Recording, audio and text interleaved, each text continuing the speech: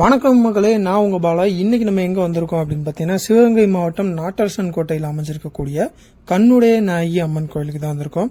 இந்த கோயில நாட்டரசன் கோட்டை கண்ணாத்தாள் கோவில் அப்படின்னு சொன்னா இங்க சுத்தி இருக்கக்கூடிய எல்லாருக்குமே நல்லா தெரியும். கண் சம்பந்தமான பிரச்சனை இருக்கிறவங்க 48 நாள் விரதம் இருந்து இந்த கோயில்ல தங்கி இருந்து தினமும் அம்மனை வழிபட்டு அம்மனுக்கு செய்யப்படும் அபிஷேக தீர்த்தத்தை கண்ணில் விட்டுக்கிட்டாங்க அப்படின்னா அவங்களுடைய கண் சம்பந்தமான பிரச்சனைகள்லாம் சரியாகும் அப்படின்றது இந்த ஊர்ல இருக்கக்கூடிய ஒரு நம்பிக்கையா இருக்கு. அதே மாதிரி குழந்தை இல்லாதவங்க இந்த கோயிலுக்கு இங்க இருக்கக்கூடிய அம்மனை வேண்டிக்கிட்டு நேர்த்திக்கடனா கரும்பு தொட்டியில் எடுக்கிறதா வேண்டிக்கிட்டாங்க அப்படின்னா அவங்களுக்கு கூடிய சீக்கிரமே குழந்தை பாக்கியம் கிடைக்கும் அப்படின்றதும் இந்த பகுதியில் நம்பப்படுது.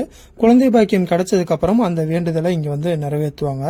அதே மாதிரி கண்ணாத்தாளுடைய அருளால பிறக்கக்கூடிய அந்த குழந்தைகளுக்கெல்லாம் கண்ணன், கண்ணப்பன், கண்ணகி, கண்ணாத்தாள் இப்படி கண் சம்பந்தமான பெயர்கள் சுற்றுறதும் இங்க வழக்கமா இருக்கு.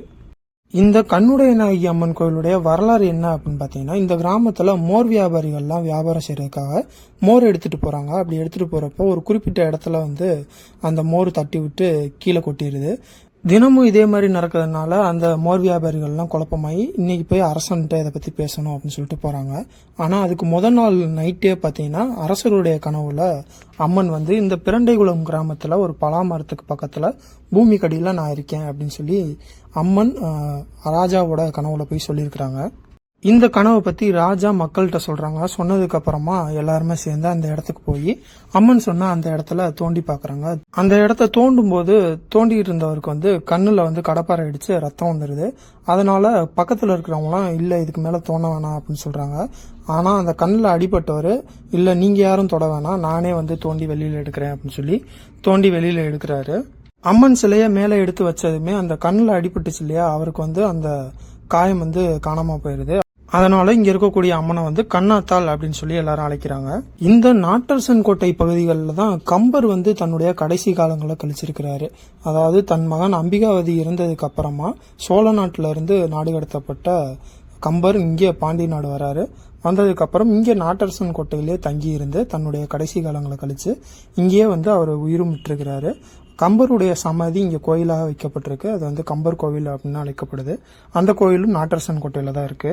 அந்த கோவிலையும் நான் தனியா வீடியோ போட்டிருக்கேன், அதையும் போய் பார்க்காதவங்க பாத்துக்கோங்க. இந்த நாட்டரசன் கோட்டை கண்ணுடைய நாயகி அம்மன் கோவில்ல ஒரு சில படங்கள் ஷூட்டிங்கும் எடுத்திருக்காங்க. பாண்டியராஜன் இயக்கத்துல சிவகார்த்திகேயன், நட்டி, ஐஸ்வர்யா ராஜேஷ், அனு இமானுவேல், பாரதி ராஜா, சூரி இவங்க எல்லாரும் சேர்ந்து நடிச்சிருக்கக்கூடிய ஒரு ஃபேமிலி என்டர்டைன்மெண்ட் மூவி தான் நம்ம வீட்டு பிள்ளை. இந்த நம்ம வீட்டு பிள்ளை படத்துல ஐஸ்வர்யா ராஜேஷ் நிச்சயம் பண்றதுக்காக ஃபர்ஸ்ட் ஒருத்தர் வரேன்னு சொல்லிட்டு கோயில்ல எல்லாரையும் உட்கார வச்சுட்டு வராம இருப்பாங்கல்ல, அந்த காட்சிகள் எல்லாமே இந்த நாட்டரசன் கோட்டை கண்ணுடைய நாயகி அம்மன் கோயில்ல தான் எடுத்திருப்பாங்க.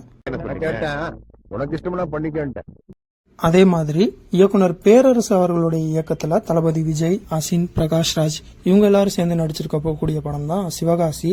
இந்த சிவகாசி படத்துல அசின் கிட்ட விஜய் தன்னுடைய பிளாஷ்பேக்க சொல்லுவார்ல, அப்ப சின்ன குழந்தையா இருக்கிறப்ப விஜய் ஊரை விட்டு ஓடி போறப்ப இந்த கோயில் நல்லாவே காட்டியிருப்பாங்க.